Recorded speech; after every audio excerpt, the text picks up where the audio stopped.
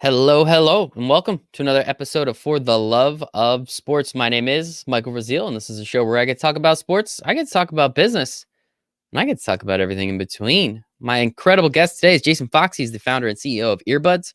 He's also a former NFL athlete. He was an offensive tackle for the Detroit Lions as well as the Miami Dolphins. Founded EarBuds in 2017 and just I don't know exactly how you say it, became a part of Techstars, is now involved with Techstars for 2020, which is pretty incredible, or has been for a little while now, which is pretty incredible. And always have had a couple people on the show that were part of Techstars, and they're doing pretty damn well now. So hopefully it's me, hopefully it's Techstars, hopefully it's a combination, but we'll see how it goes. Jason, how you doing today, buddy? Good, man. Thanks for having me. Pleasure is all mine. So the first question we have for everybody on For the Love of Sports is, why do you love sports so much? Oh man, it's a good question. I could talk about that one for a while. Uh, from as young as I can remember, there's been a ball or bat in my hand. I've played every sport in the world you can imagine growing up, and probably the most competitive person you'll ever run across. In high school, I made it a game to see how many sports I could let her in. And so I love being able to compete. And that's such the amazing thing about sports is um, you compete to win. You don't always win, but you learn from it, you improve, you iterate, you get better. And then you go out and get a chance to do it all over again. Um, but outside of that, I think sports teaches so many valuable lessons.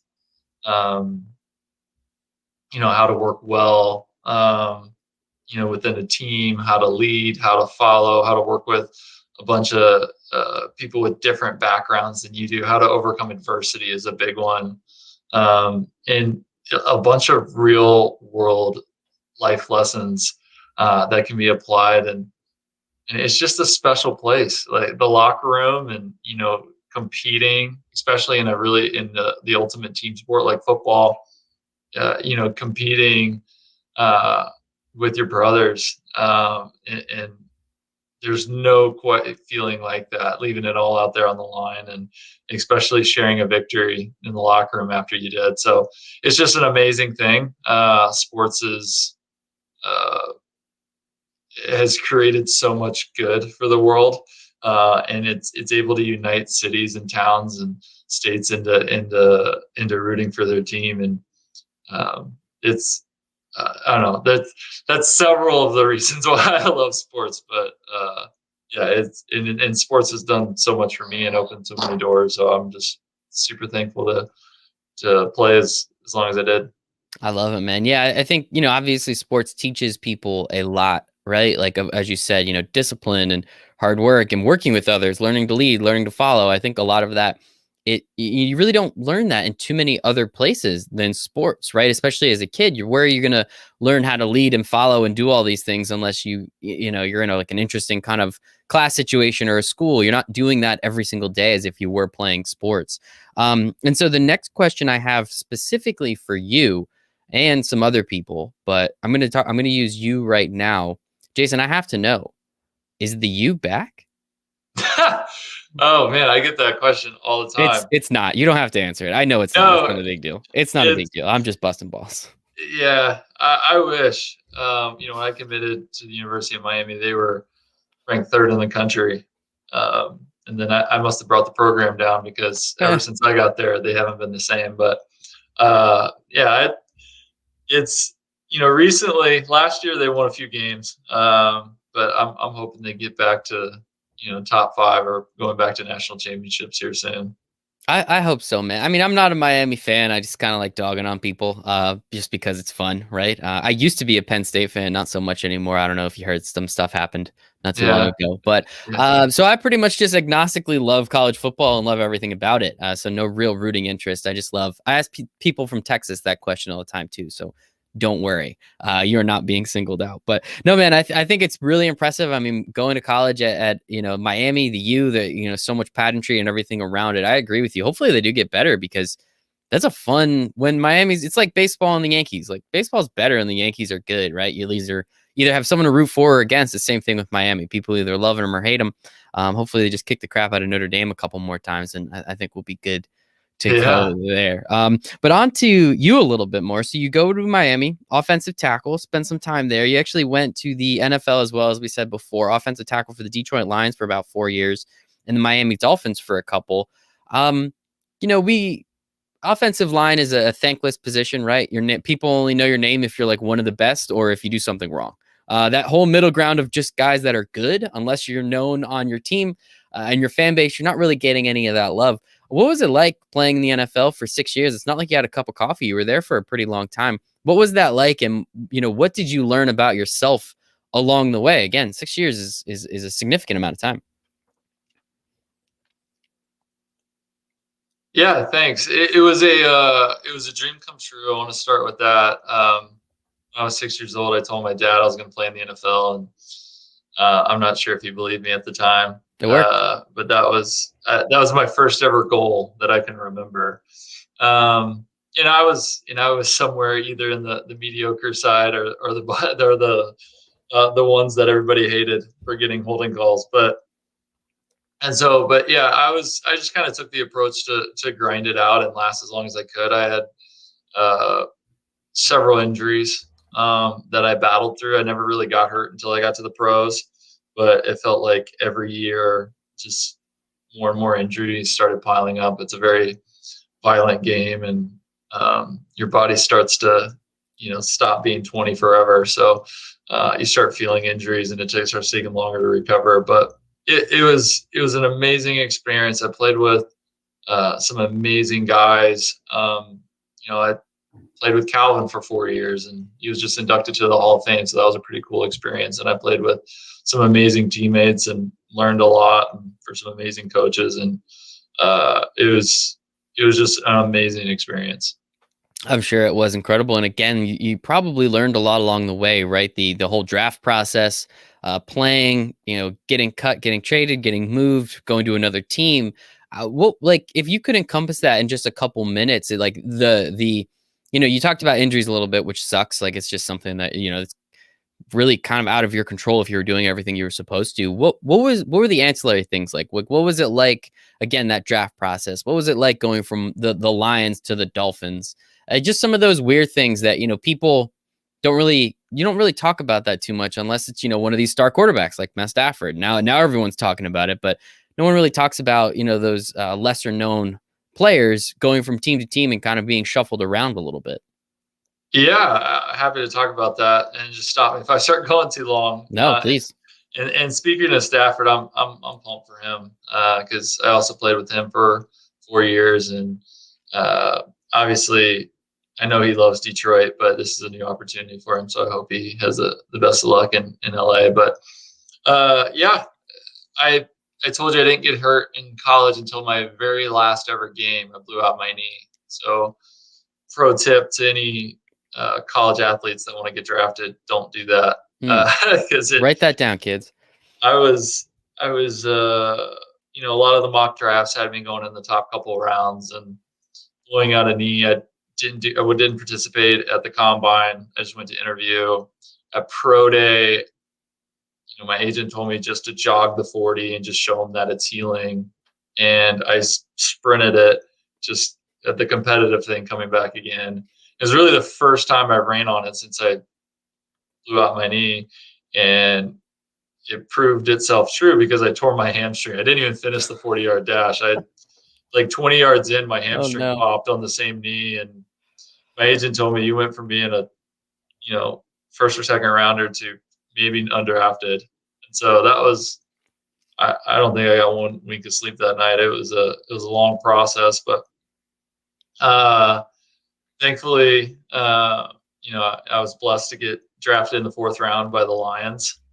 Draft day was, every pick felt like a little dagger into my side. But once the Lions picked me, it didn't matter anymore. It didn't matter if it was in the 4th round or if it was earlier or later. It was just a door opened, and it was an opportunity. And I realized, hey, I've been thinking about this for 15 years, about playing in the NFL, and I'm finally going to get that shot. So it was amazing. My time, I played in college, as you said, in Miami. So going from Miami to Detroit was going from tropical, beautiful weather to, at the time, Detroit was, as rough, and I'm going to say as rough as it's ever been, but it was right after the financial Hmm. crisis, and Detroit was hit hard. And so Miami and Detroit were polar opposites in every way. And I didn't own a coat in Miami, and then I literally had to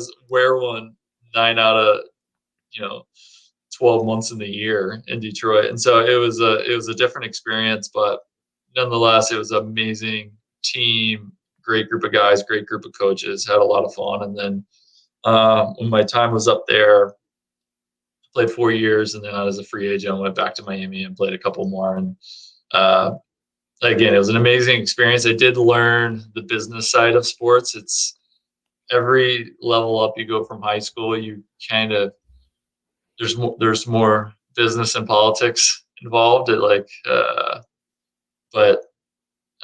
overall, it was an amazing experience. Yeah, I'm sure. And, I have a couple questions that tie into that in a little bit, but I'm guessing, with your experience in the NFL and how you were able to, as you said, kind of fulfill that dream that you said when you were 6 years old, you were going to get the opportunity to play in the NFL, and it came true, speak that shit into existence, right? I guess, like, how did, you said you learned more about the business side of the NFL. How did being in the NFL help prepare you to start your own business? Was that something that was on your mind? Was that something that you knew was that another thing that you spoke into existence? Like, you kind of had this idea and you've been sitting on it while you're in the NFL, just kind of waiting for it to pop? In a lot of regards, yes. And then NFL did help me in more ways than one. The first was the stars kind of aligned. When I went back to Miami to play for the Dolphins, the NFL announced this program where they, allow vested players to go back and work on extra school, or any additional degrees, and they would, pay a large portion of that. And so I was like, I'm back in the backyard where I went to undergrad, and Miami was offering a very flexible MBA program. I was like, I can go back and get my MBA in the off seasons, and the NFL can, help pay for that, which was awesome. And that's, the NFL helped through that, to help prepare me for life after sports, and learning a lot in that MBA program, and networking was was super beneficial. But also just the other things I talked about earlier, like starting a business is tough. I joke around with people that, I used to think football was stressful, but having a tech startup is, especially in the early days, is there's a lot of sleepless nights and a lot of banging your head into a wall, and metaphorically speaking. And so, like football, you really are banging your head against somebody. But all those same lessons apply. Like, you face a ton of adversity. I told you about the injuries I've had, or uh, you know, good games, bad games. There's games that I got the player of the game, and there's games where I was receiving death threats because I had a holding call at the end of the game. So you learn to handle the highs and the lows, but you just continue to move forward. You continue to get better. You continue to work on your craft. You continue to try to level up, and improve your game. And I just took that same mentality to business. Whether you're, hey, this is our existing team, how can we strengthen it? How can I be a better leader? How can I, serve these guys and girls? How can I bring my craft to the top of the game when something bad happens? It's you've been through it before. You're like, I've blown out a knee before. I've done this before.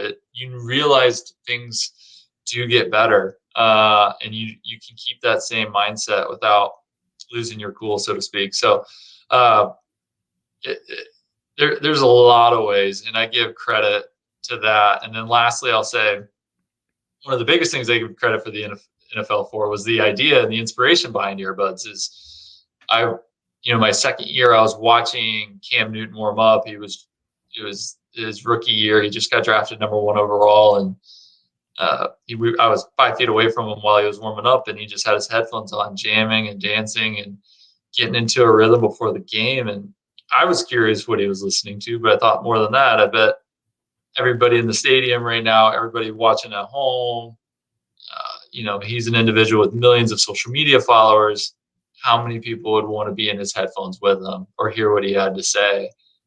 And that was an idea I could never get out of my head. And seeing guys in the locker room, seeing guys getting off the bus, you turn on any other NBA, X Games, Olympics, the common thread was everybody had their headphones on. And I was like, what if we can make that a reality? And that's, was the inspiration behind EarBuds is, allow you to listen together to your favorite people, whether that's your family member, friend, significant other, coworker, or if that's your favorite athlete, artist, or celebrity influencer, to be able to connect and discover through music. And that's what we're building.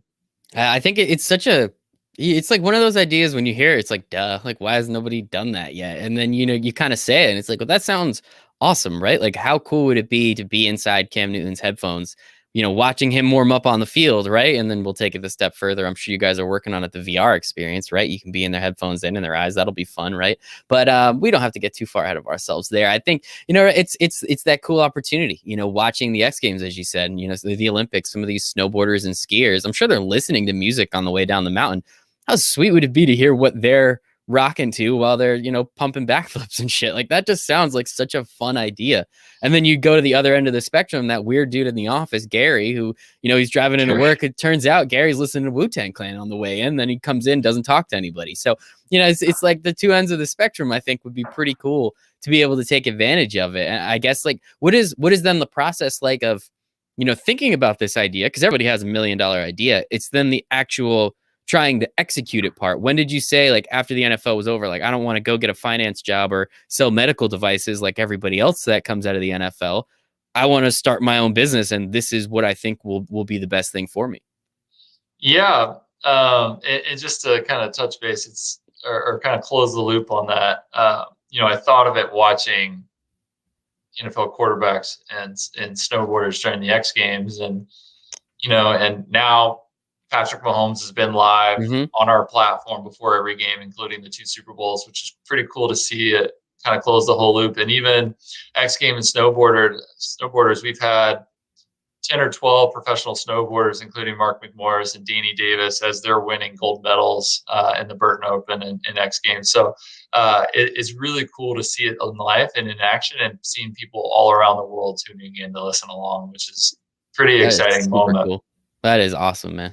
And you talk about the process. It's a long process, man. I was so naive coming into this. I was like, oh, we're just gonna build an app, and 6 months later, we're gonna sell it and be living on a private yacht somewhere. But not really. But the amount of work and the amount of time and the amount of just grit and determination, and we're not even there. We're in the 3rd inning. Like, we have such bigger admirational plans where to take the business, and we're seeing some early signs of success, and we're seeing some product market fit, and we're seeing some usage, and a lot of signals from the market that this is wanted, which is really exciting. But I mean, we still have a long way to go, and we're 3 years in. So things just take time.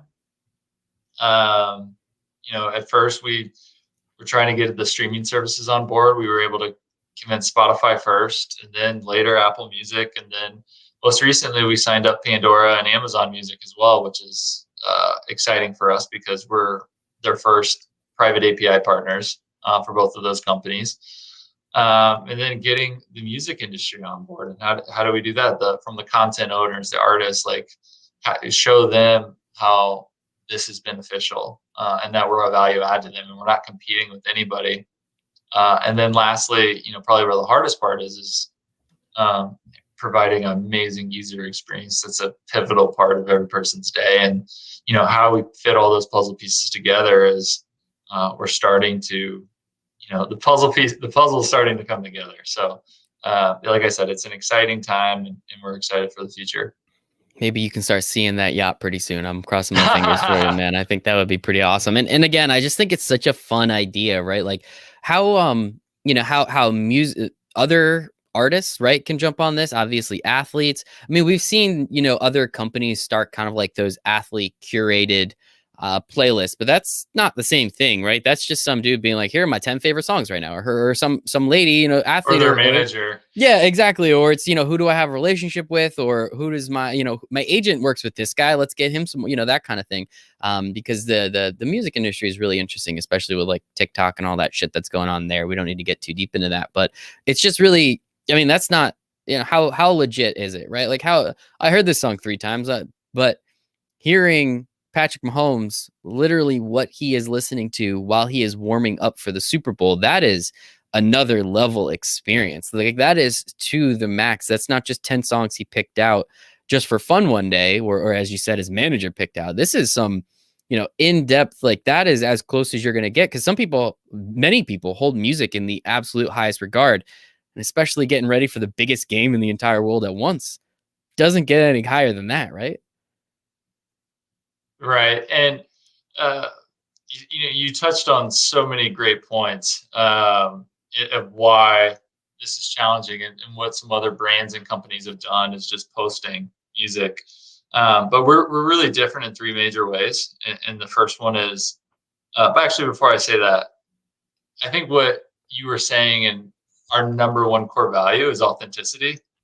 Like, yeah, if someone posts something, are they really listening to that, or is that what they got approved by their manager or even Hmm. selected by their manager to post? And hey, they got paid to put that on some list. I mean, the music industry, you Yeah. got to be careful, but we're actually allowing people to tune in to your favorite people, and it's authentic because that's what they chose and that's what they want to listen to, and we're pulling back the curtain, so to speak, to give you a sneak peek at another aspect or another element of their lives, in a vertical that's really never been shared before. Which goes into what I was about to share is you you know what makes earbuds really tick, outside the authenticity, is the real time aspect, but also the cross platform. We're the only platform in the world where Spotify users can listen along with Apple Music users, and soon Pandora and Amazon will be in that mix where any platform, no matter what, can tune in and listen together. And then also, unlike those other ones, there's no social element to it. You can't interact, you can't provide feedback on the song, whether it's good or bad, like, hey, we love this, or hey, go to the next song, or it's a we are the social element where hosts can even talk over their streams.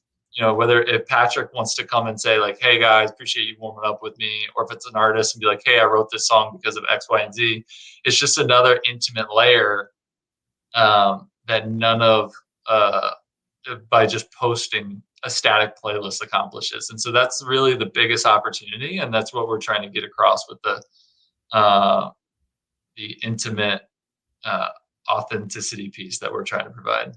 Yeah, I mean, if everyone's bullying Patrick Mahomes to go to the next song, I don't like that ass. No, I'm kidding, of course, but Yeah. it's pretty cool, right? As you said, there is a social element to it that you're obviously not going to get anywhere else. The cross platform integration is, I mean, considering how in competition these companies are, to convince them to do something like that. Shout out to you guys. If you could get Google Music or YouTube Music, whatever the hell they're calling it now, that's what I use. So if you want to get those up to date, would definitely appreciate that. That's the next one on the list. Love to see it, man. You love to see it. And I guess with with this being around for a few years now, what are some of the ways that you've seen earbuds, which again, I haven't said it yet, but an absolute adorable name. Little double Thanks. meaning there. I love it. Yeah. What how have you seen the company evolve over the last 3-4 years almost?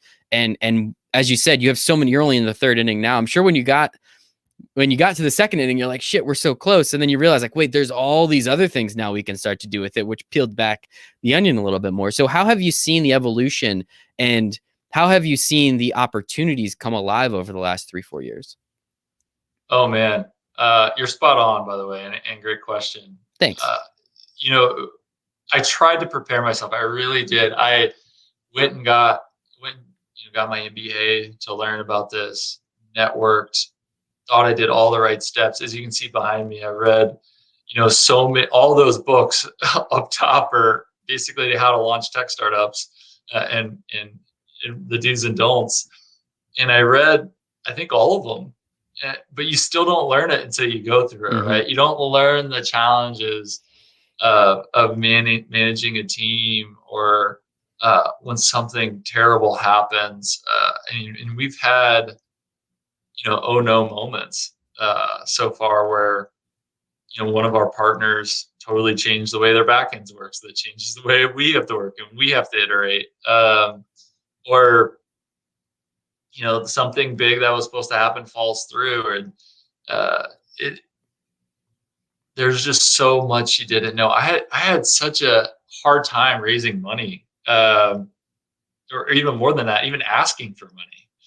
I was so nervous to, start doing that. Now I do it accidentally. It just comes out in conversation. So I've gotten more comfortable with it, but just the personal growth our team has gone through, the personal growth and what I've learned in the process, of what's really expected. And all of that is credit to, not towards me, is credit towards the people around us. We have some amazing investment partners. We have an amazing team. We have an amazing advisors that continue to add value and bring resources and knowledge and connections to the business, which keeps leveling up, each year. But, now we feel like we have a good understanding and a good foothold of where the opportunity is, and where we're going. And so now it's come down to execution. And so within the actual app itself, so you spoke about it a little bit, right? Like you can listen along with Patrick Mahomes while he's warming up for the Super Bowl. You can listen along with, how whoever is on your platform, I guess. How does it work though? Like talk to me a little bit about the user experience. As you said, you can kind of say, hey, next song kind of thing, but where is the interaction? What is that like? What was it like getting athletes and convincing them and saying, hey, this is cool. I know you told me specifically, you guys don't dole out money to have people come on the platform. Hopefully, I'm not breaking any news here, but like it's cool that you can have someone like Patrick Mahomes come on and want to be a part of this. It's just another social platform, right? So, talk to me a little bit about how like the actual how earbuds itself works from the consumer standpoint. Yeah, absolutely. When you download the app, you sync your one or more of your music services, Spotify, etc.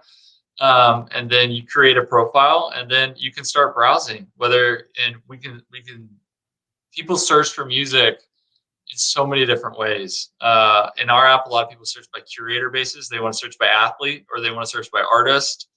So many people, the more typical models to search by genre.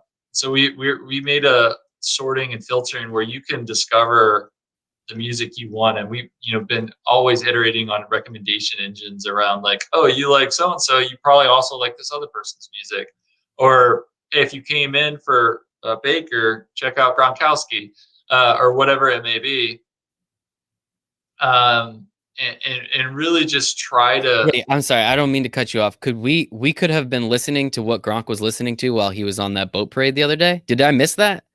I'm not sure if he was live on the boat parade, Ah, but he's shit. been That would live. have been amazing. Oh my God. Oh, But I'm sorry. I apologize for cutting you off. I just had to no, know. you're good. You're good. That was that was pretty fun to follow on social media. But um, yeah, and so you can just discover through. If you're listening along live, you can, the host can talk. They can add images. They can be interactive as they want. And there's always a HQ style chat where people can interact, provide feedback, say they like that song. Users can save songs, send songs, DM songs, save songs back to their platform or whatever they want to use. And if that session's no longer live, whether it's a celebrity or their significant other, they can still go back and access it. You can go to anybody's profile, and it archives all their content, where they can still go back and replay songs or re-engage with that stream. And you can even leave comments retroactively, like, hey, I love your song, like, have you heard of this artist too? I mean, people can just interact around the music. And what's really exciting is, like I said, we just added DMs now too. So now you can chat and interact, but you can also send songs to all your friends when you find them. That is, I think it's just super, just super interesting. So for me personally, as I said, I use YouTube Music because I watch YouTube a lot and I hate commercials. So I said, screw it, I'll just kind of buy the whole bundle. And one thing that I've actually really enjoyed is kind of finding playlists that just other random people have made and just kind of listening along and see what I like and see what I don't. And then, as you said, there's the algorithm that suggests more. I think it would be even cooler though to then be able to, listen along with a person live, send them a message and say, hey, dude, this is awesome, more shit like this. And that encourages them to curate more music and put it together, even if it's not a celebrity. It's just that Gary again listening to Wu-Tang on his way to work. That I love that Gary example because it's so funny. Even or especially in the early days, like a lot of my friends, got on the app and I'd see what they were listening to, and sometimes it's what you expected, but a lot of times it was like this super straight-laced guy is listening to this hardcore 90s gangster rap, or this really tough guy musclehead is listening to really teen Alanis girl Morissette, poppy music. Yeah. And you're like, what is going on? And you just realize that it's music used to be something that kind of people held closer, but if you look at even on Instagram stories, 32% of Instagram stories are either talking about music or have music attached to them. So like people are trying to share their music taste and what they're listening to, and we're an expression of that. You had another point. I forgot what it was though. I don't know. I just kind of say stuff a lot, so sorry, this hasn't been completely spot on. And I guess so. Before we get out of here, I know again you were talking about advisors, you were talking about having people really in your corner. Again, I think it's such a cool idea. There is no Android app, correct? Because I thought I looked. Android app is launching in March, at the top of March. So cool. Stay tuned. If you go to our website, earbudsmusic.com, there's an Android wait list. You can just drop it in there and you'll be the first to know. Love it. So Android and YouTube. So I'm kind of way behind. So we'll see. Hopefully I get this by like June. We'll see what happens. But with with a lot of these things coming down the pipe. Do you have Amazon Prime? I do. So with our Amazon Music deal, it includes Prime users. So when Amazon launches, you'll be able to use it through Prime. Cool. All right. So I'll have a couple different ways to go about it. That's awesome, man. Happy to hear that. That's fantastic. So I guess with the advisors and everybody in your corner and agreeing that it's a really cool idea, I know you've become, after a couple of years, became a part of Techstars. I've had some people on the show from tech startups that have gone through Techstars and now are just doing some incredible stuff. What was it like when you were accepted to an accelerator program like that? And what has the experience been? I think it's been a little over a year you guys have been involved with it. What has the experience been, and how have you seen, again, like it's called an accelerator, how have you seen the actual business accelerate over that period of time? Yeah, so we went through it roughly a year ago. And it's not just, it's a 3-month program, but you're still in it. Actually, there's a Techstars meeting tonight with, my cohort that went through it together to, interact, catch up, and see how we can help each other. But at least the cohort I went to Techstars Austin, which we were based in Austin, and they hated the term accelerator, but really what Techstars did for our company, and they do a lot for other companies, and you kind of like take what you really need. Some companies need more guidance in other direction or other areas than others. But they are really helpful helping you drill down to simplify your business to its ultimate, ideally North Star, one metric. Like, hey, if we can move this metric, it's going to move it forward. Now, how do we do that? Because when you're running a business, everything goes wrong. Someone can't make it because their son or daughter's sick. Someone has to go to a funeral. Like, updates get delayed. This, that, everything else. You gotta answer. You gotta fill up new contracts. You gotta deal with legal stuff. There's all this like noise that's just always present and going on. And if you spend all your time dealing with the noise, the business just stays flat. It's like, how do we spend the most of the time on the things that matter, and how do we move the metric that moves all other metrics? And let's simplify that. We like day one, we had to like present our like business model and financial model. And I presented like this super like there's 27 tabs and they all fit together like this. And they're like, this is way too complicated. Like you need to get it to where it is A plus B equals C and just get it simplified and figure out how to do that. And it was super helpful going through that because they said with all this stuff going on, that's just more things that can go wrong. Like simplify your business, figure out how to move it easily, quickly, and most important, repeatable, where you can, when you need to flip on the switch again, you can. Which is super. It seems super obvious, but it's not when you're in the middle of it. So that was extremely helpful, and super thankful to Techstars, and really proud alumni of it. Hell yeah, man. Yeah, I mean, I've heard they do great things for a lot of good people, so I'm glad you're able to take advantage of that. And again, they were able to simplify everything, and hopefully you've been able to take advantage of it and move forward with that. But Jason, this has been awesome, man. I sincerely appreciate your time. I think we touched upon just about everything, so I'm excited for come March 2021, only about a month. Oh, it's like 2 weeks away, halfway through Yeah. February already. So in a couple weeks, I'll make sure I'll get on that wait list. Where can everyone go if they want to follow you or learn anything more about EarBuds? Yeah, if you want to, our social handles are EarBuds Music at on Instagram. It's EarBuds Live on Twitter, and then earbudsmusic.com, and then just earbuds in the iOS App Store and soon Google Play Store. So, and my social handle is Jason Fox 70. Love it. I'll make sure to have all of those in the show notes. But sincerely, man, appreciate your time. This was absolutely fantastic. Love learning about your business. Love learning about your NFL career a little bit too. So appreciate it, man. Awesome. Thanks, Michael. Thanks for All right. having me. Bye, everybody.